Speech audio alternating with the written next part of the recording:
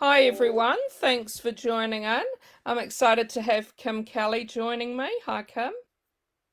Hi, Jackie. So, a little bit about Kim. Kim's written 12 novels, all stories about aspects of Australia. Among them are the best-selling The Blue Mile and the critically acclaimed Wild Chicory. Hopefully I said that right. All the tales of passion, politics, and history of ordinary people living through extraordinary times. Her latest fiction, The Rat Catcher, which I've got, my copy here, a love story, was published this year by Burrow Books. It was shortlisted for the Viva la Novella Literature Award and longlisted for the prestigious ARA Historical Novel Prize. Kim is also a book editor working for Australia's major publishing houses. She has a Master of Creative Writing from Macquarie Uni and is in the early stages of a PhD research into Australian historical fiction. So thanks so much, Kim, for joining us. I'm just wondering if you want to start off by telling us a bit about the Rat Catcher. It's probably one of my tiniest books. As you might be able to tell by the title, it's about a rat catcher. It's actually, the inspiration for it came from some stories that my grandmother had told me when I was little about her brothers having caught rats in early Sydney. They were very poor men, and they got tuppence a rat, I think. Oh, And it was something to do with health. You know, those memories that you have, from childhood. You can't quite put it together, but it came back to me during the pandemic when everybody was losing their minds, particularly in Sydney. I don't live in Sydney these days. I live in a little town in the central west of New South Wales. And the pandemic madness even came to us where we were. And we had the lockdowns and we had the loo paper flying off the shelves at the supermarket. You know, here I am in this beautiful country town. I can't even bake a cake because there's no flour on the shelves. And I thought, how did we cope in pandemics past? Like, I'd known about the Spanish flu. I'd done some research into that, a million years ago when I was writing my first novel. And I didn't really want to go back there. I knew lots of other writers were looking at the Spanish flu because of our present pandemic as well. And then I remembered there was a beautiful book I'd read about 10 years ago by an Australian author, Ian Townsend. It was about the bubonic plague, but it was set in Queensland. And I thought, I wonder if it came to Sydney. So, fingers on Dr. Google and into the National Library of Australia's archives in Trove. And I found out that, yes, Sydney had been badly affected by the bubonic plague in 1900. So that little story of my grandmother's and the history of the times combined, and this character called O'Reilly walked into my imagination as a rat catcher, a very poor Irishman down on his luck in Sydney in 1900. He lucks out, gets this job as a rat catcher. Only problem is he discovers quite early on that he loves animals too much to be much good at the job. And I'm sure your research found some interesting stories. Is there anything maybe that you'd like to share with us? Oh, absolute research gold. Now, we all love books here, otherwise why would we be here? Exactly. In the midst of, sort of trying to figure out what Sydney was like in 1900, the buildings, the streetscapes, all that sort of thing that, authors have to do in order to try to make that historical world real. I discovered that Sydney's first public lending library was situated on the second floor of the beautiful Queen Victoria building in the centre of Sydney. It's one of my favourite buildings, not least because Haig's Chocolates lives there. Yeah. So I knew the building. I knew the building very well. Every time I go to Sydney, I go there, sort of trip down memory lane. And so how could I not set a scene? Probably the most dramatic scene in the book happens in the public lending library there, where an enormous rat called Old Scratch has been seen there, and he has been nibbling on the encyclopedia section. That's very naughty of him, isn't it? It is very naughty of him. And look, the book, as small as it is full of dreadful Irish jokes, of course, like that. But it's also a serious look at what the Sydney of my great uncles would have been like, and the poverty that they would have seen and experienced themselves. And also one of the really awful parallels that I discovered in the research was, and it was happening in real time as I was writing it, that it's always the small person, it's always the casual worker or the health worker who bears the brunt of these, massive health crises. And, particularly the casual workers. So, in Sydney where, you've got this dreadful situation where the people who drive our trucks and stack our supermarket shelves and what have you were in total crisis. Similar thing was happening 120 years ago with O'Reilly, the character in the story, being a dock worker, and they were the people most in crisis during the bubonic plague in Sydney. Yeah. And we've got quite a few people watching, so just wanted to say to the people watching, if you've got any questions for Kim, please type them in comments and I can read them out. Sharon wonders what you like to read yourself and if maybe you've got some recommendations for us. Well, I've always got recommendations, but I'm also a book editor, so I get to read books before they've got their pretty jackets on. That's very exciting. And with the study as well, I get to read all sorts of weird and wonderful things. But a massive pleasure read for me this year has been The Secret World of Connie Starr by Robbie Neal. Anybody who loves nostalgia, historical fiction definitely, but Australiana nostalgia, but done really well. Robbie is a painter as well as a fiction writer, and you can really tell it's not just escapist, it's exquisitely beautiful and a little bit mysterious as well. It's a bit of a surprise package, this one. And because I have to plug a book, because of all of the books that were affected during all of our lockdowns and all those authors who didn't get to have their launch parties and all that sort of stuff.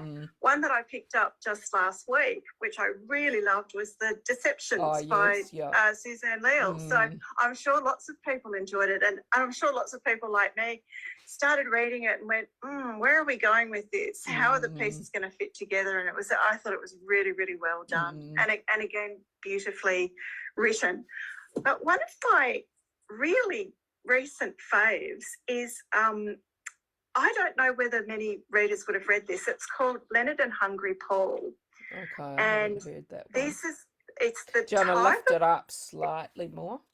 Oh, yeah, there it that's is. better. Yep, By Ronan Hessian, who's an Irish writer. I do read quite a few Irish writers, but this one I just picked up on some vague friend of a friend's recommendation.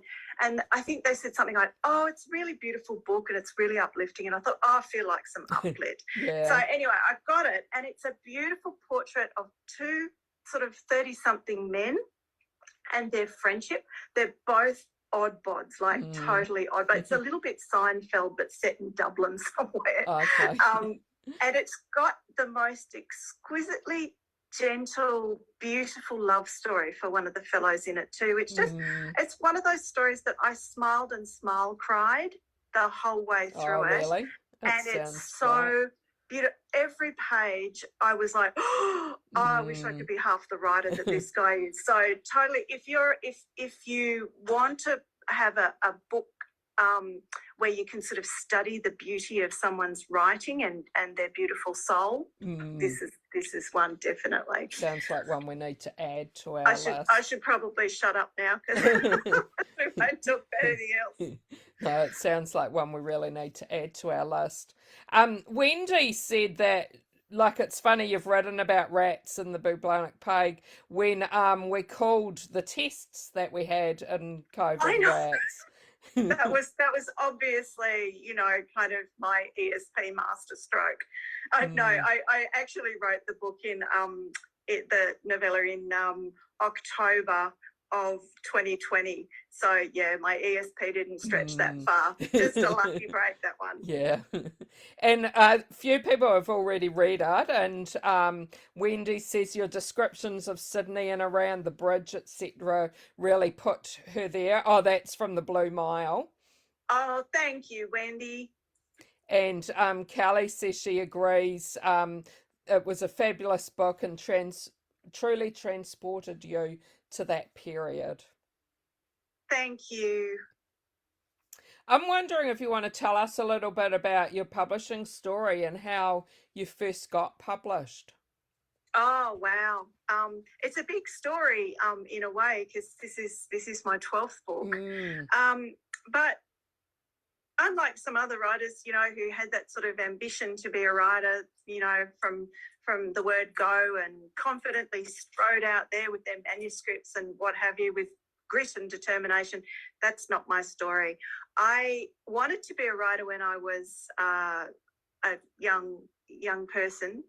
And then I went to university and absolutely got the stuffing knocked out of me. I was just convinced that I was not clever enough, that only really smart and, you know, semi-magical people could actually write a novel. And I put that idea away for a long time, still scribbling to myself secretly the whole time, but never really believing that I could do it. Then I lucked out. After I finished my degree, I just completely lucked out, slipping into a maternity relief position at Random House as a secretary to the publisher there. One thing led to another. I stayed for 5 years, and I went, I am in my heaven, because I didn't know what a book editor was, what a book editor did. I didn't understand that I would really be intensively studying books while I was there, but studying them in a really joyful and productive way, not a, you know, you're an idiot way, but in a, you know, in that environment where we all want this thing to work. And I found that the other authors that I met were all as, you know, in varying degrees, all as insecure and mad as I was. And then that kind of gave me the courage, little by little, to take a punt on myself. And I had stopped working in-house, and I had moved to freelance book editing, and I was quite sneaky and still very insecure. And I lied to my 3 main clients at the time and said, oh, no, I'm too busy. I'd saved up some money so I could have a few months off to have a crack at trying to get something down.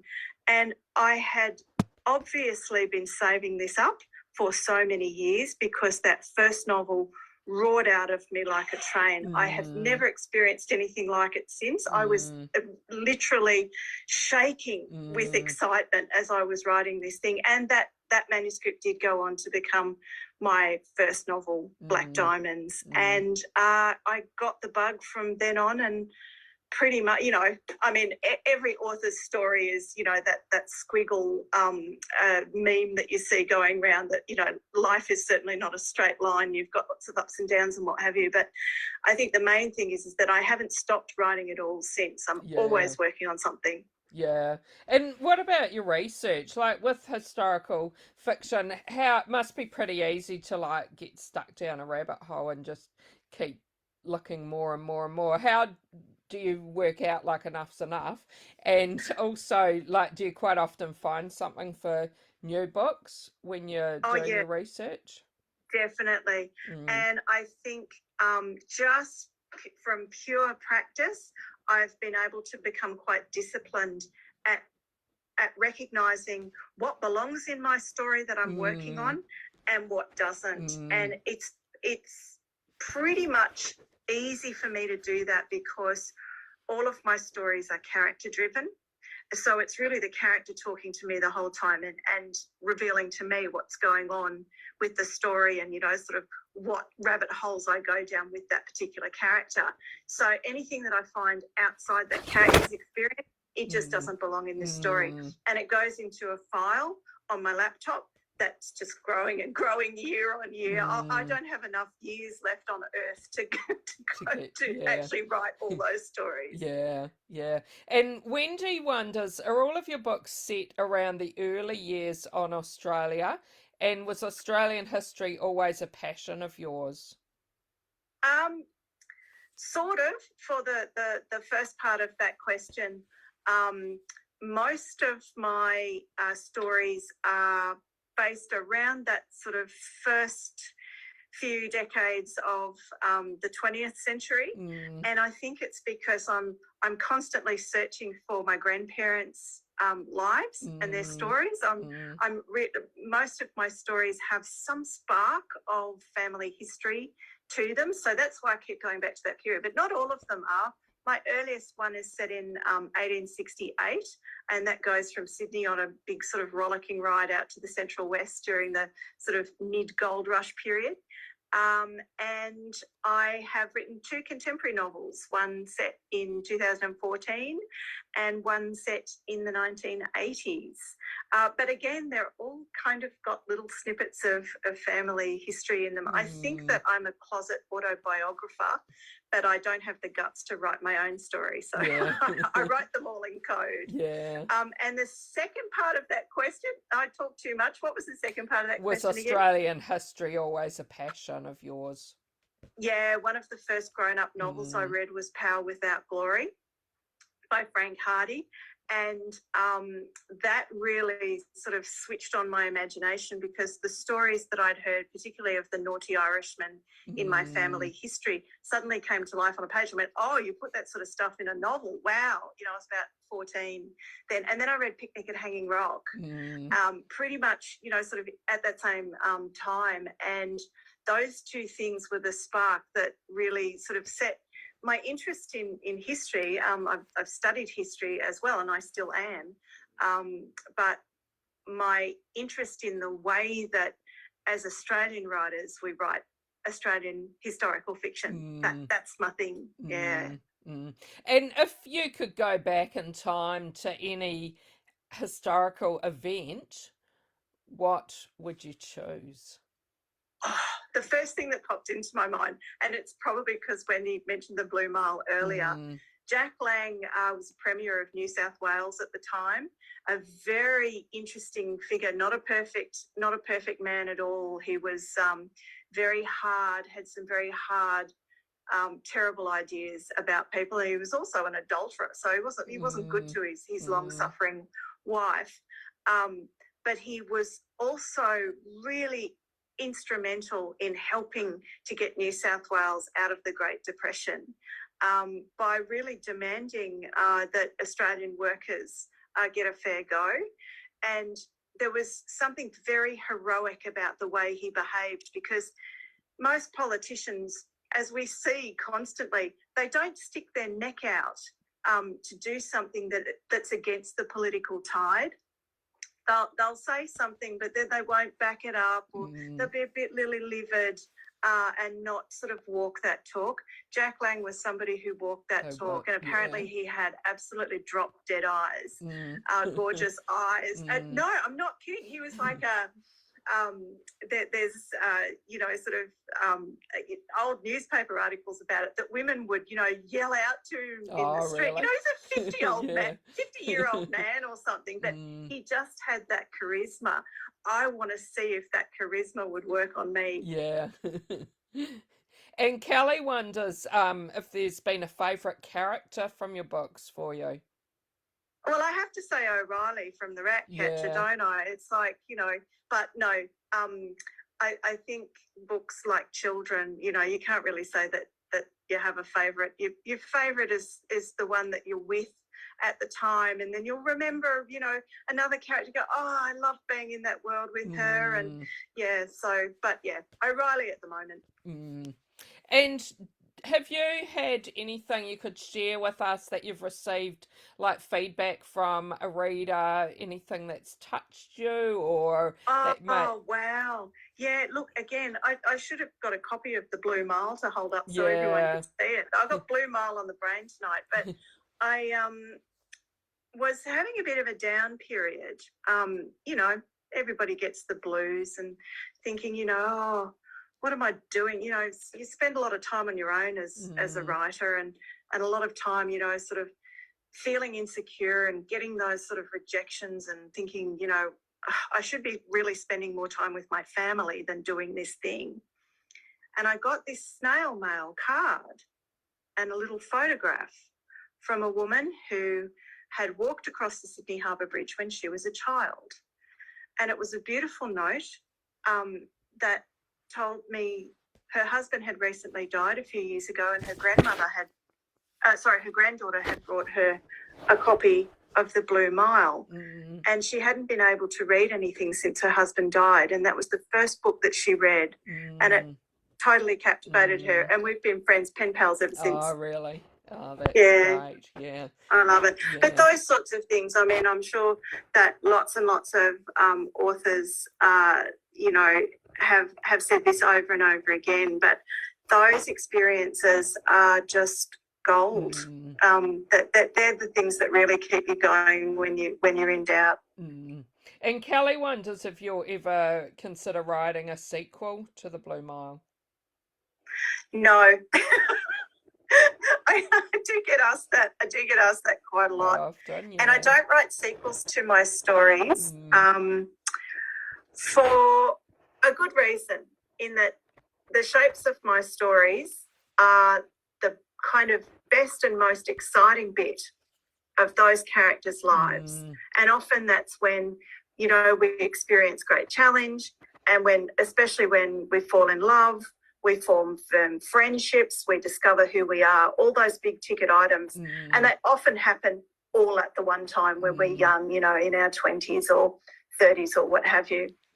So I like to follow that arc of characters getting to know themselves through challenge and getting to know themselves through love. Because as we know, in real life, often things are quite rockier after that, and lots of boring stuff. It's like, there are an awful lot of war stories out there, and one of the things that we never see in war stories are the weeks and the weeks and the weeks that the soldiers just sit around waiting. And most of our life is like that, isn't it? It's like we're working, we're raising children, we're cooking dinner and that sort of thing. So after that, sort of wonderful, exciting character forming arc that we go through, having a sequel after that has always felt a bit forced to me. Like, I never say never. There might be some amazing idea that comes to me that I go, oh, yes, Olivia and Johan from the Blue Mile need to go here and do that at that particular time. But it needs to come naturally. I can't force it. And is there any advice that you'd like to give for any new writers? Oh, do it because you love it, and let that be the engine room of everything you do. As you'll get told over and over again, there is no fame or fortune in writing, absolutely none. But there's a lot of satisfying, even before you're published, there's a huge amount of satisfying getting to know who you are, getting to know what you want to say, getting to know your own voice, getting to know how a novel, if that's what you're writing, or how a memoir, if that's what you want to write, is shaped. Study those books that you love, really study them, and steal all the good ideas from the authors you love and make them your own. That's kind of the way art works, that whatever turns you on, whatever you love, put all that love into your own work too. I'm a huge believer in that idea that there's no such thing as originality. Your story might have been written 100 times by other writers, but no one's going to tell it the way you tell it. So keep the faith. Keep going. And what have you found so far to be the most difficult part of your writing process? Oh, that depends depends on the psychological state that I'm at. I still find my own insecurities really hard to battle with sometimes, to be brutally honest about it, because of that loneliness and kind of weird disconnection that writers have.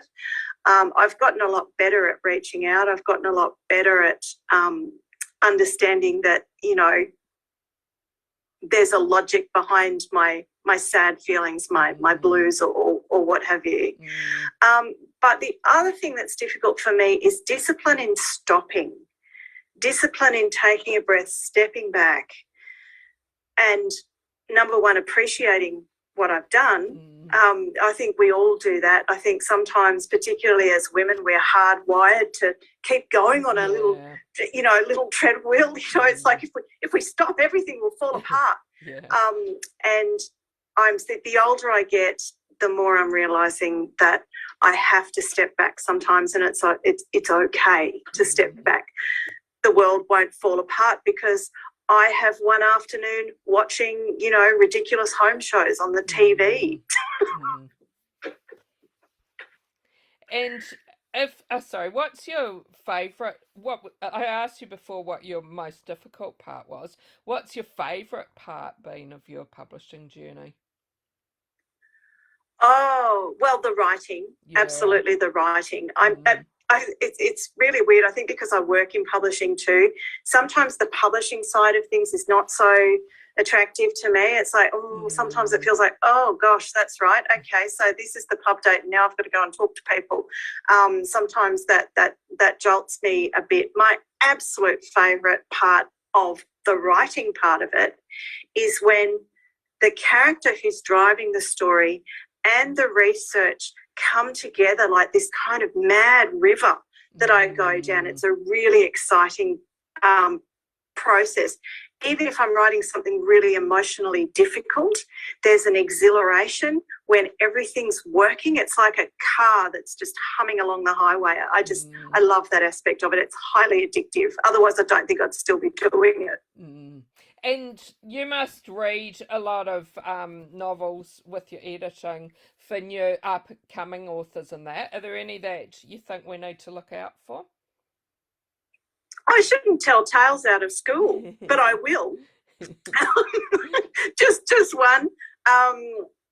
There's a book that's coming out, I think it's May 2023, by debut author Megan Rogers. It's called The Heart is a Star, and it is very much directed at the experience of being a modern, you know, woman with all of these demands on your time, and the way that those demands, like, quite literally drive you crazy. But there's a real magical, or several magical riffs that go through this story that take you on a journey that's almost indescribable, and it involves astrophysics, and it involves deep emotional dives, and it involves some absolutely exquisite writing. And I think it's going to be one of the kind of, you know, women's fiction books of next year, definitely. But it's also really unique. You won't have read anything like it. No, that sounds great. Thanks for sharing. Thanks for joining us. It's great to have you back again. We've had you before as an author for the day, so great to have you back talking to me. And thanks to everyone who joined in. We had some great questions. Thanks. Thank you, Jackie. Thanks. Huge fun. Bye, everyone.